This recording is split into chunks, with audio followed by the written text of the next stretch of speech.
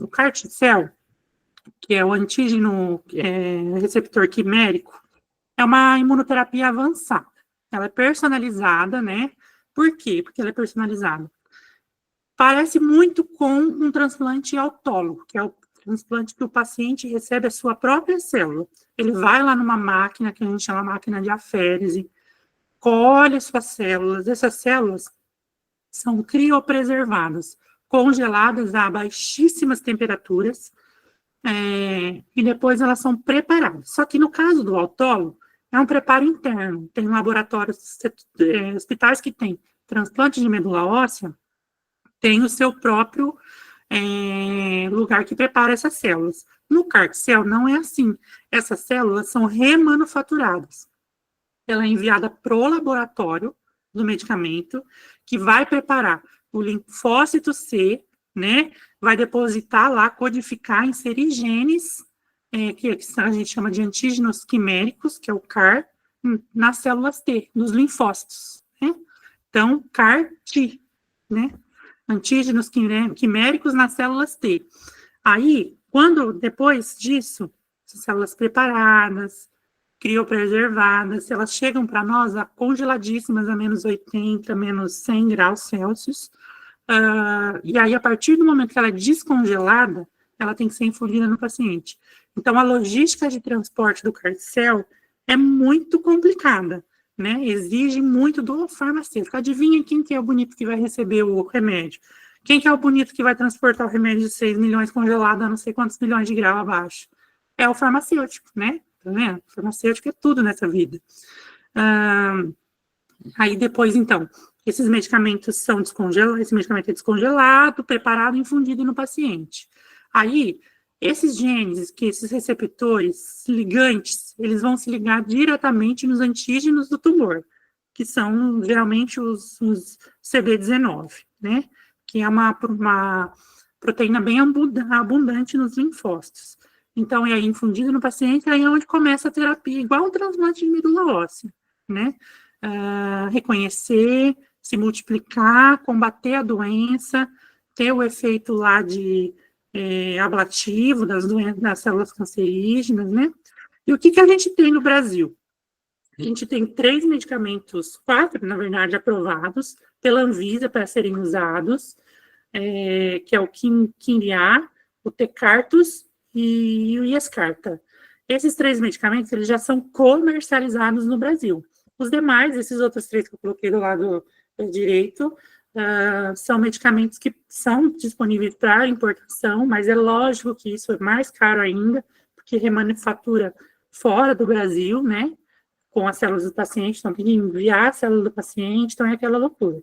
Então a gente tem essas 3 terapias aprovadas na Anvisa para tratamento de LLA, linfoma do manto, linfoma de grandes células, linfoma folicular e os linfomas leucêmicos, que se usa, já é bem comum.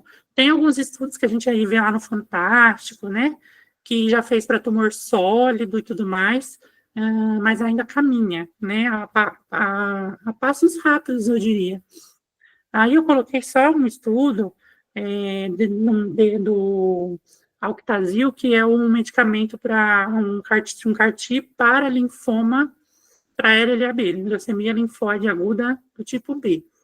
Ele já é administrado, nós já temos administrações aqui no Brasil, né? A Anvisa já reconheceu a importância clínica dele, e ele é bem complicadinho de infundir, porque ele é 2 infusões, no D1 e no D10. E tem que ter vários cuidados, né, com a administração dele. Tem que ocorrer no dia certo, as células têm que ser colhidas no dia tal, porque são 2 coletas, então, o CAR-T-cell para o farmacêutico, nós vamos ver nos últimos slides aí, o que o farmacêutico tem que saber, né? Quais são os principais efeitos adversos do CAR-T? A gente muito temida, que é a síndrome de liberação de citocina, que é a CRS, que é uma resposta inflamatória sistêmica, que causa febre, temor, fadiga, cefaleia, náusea, vômito, diarreia, taquicardia, hipotensão, insuficiência renal. É como se fosse uma sepse, só que ela é imunomediada, né? Então, o que a gente, como farmacêutico aí, que vocês nunca mais vão esquecer que eu falei isso, é ter tocilizumab no estoque de vocês, pelo menos para 2 aplicações, tá? A Anvisa, quando vai, porque o farmacêutico para trabalhar no carticel, ele tem que receber um treinamento e uma resposta do laboratório do medicamento, ela submete para a Anvisa provando que esse farmacêutico está apto para trabalhar com o carticel. E um dos critérios bem ali que o farmacêutico é bem notificado é o manter tocilizumab em estoque, por exemplo, né? Porque o tocilizumab reverte esse evento chamado síndrome de liberação de citocinas. Se não acontece de pacientes ter essa reação muito grave e não responder em primeira linha só com tocilizumab, tem outras linhas, né? Ananquira, ciltuximab, o pulso de metilprednisolona, né, ou de corticoide, também que tem essa possibilidade terapêutica. É muito grave, né? Tem pacientes que não vão respondendo, mas, por exemplo, já se vê que o Ananquira, que é um medicamento importado que nós já tivemos oportunidade de usar, em outra situação, ele realmente reverte. O paciente está lá morrendo com o CRS e faz o Ananquira, o paciente levanta, né?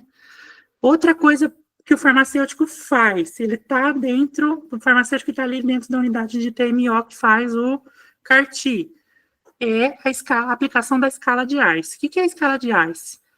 Além do médico, da enfermeira, da físio, da fono, ir lá e aplicar a escala de ICE, o farmacêutico também vai. O que é a escala de ICE? A escala de encefalopatia associada às células imunoafetoras. ICE do inglês, né? A gente lá tem uma escalinha, faz uma escalinha. Aí o farmacêutico vai lá na beira do leito e aplica esse teste. Como? Seu José, que ano que nós estamos? Que cidade nós estamos? Que mês é o que nós estamos? Que hospital é esse, né? Você vai numerando, vai pontuando. Aí você, o que é isso? É crachá? É a caneta? Né? Então você aplica. E depois, no final do dia, o pessoal da unidade vai lá, faz a pontuação do paciente por horário. Então, consegue fazer uma margem de um gráfico, né, de como está a conexão aí, como que eu posso falar? A atividade cerebral desse paciente, se está tudo ok, né, se ele está respondendo bem. Sem contar que dentro do carticel, assim como o TMO, por exemplo, esse caso que eu mostrei por último, nesse medicamento por último, o paciente fica 10 dias imunossuprimido. Então, chances de infecções são altíssimas por conta dessas citopenias prolongadas. Então, o farmacêutico lá com todos os cuidados com os antibióticos, reposição da imunoglobulina, é muito importante.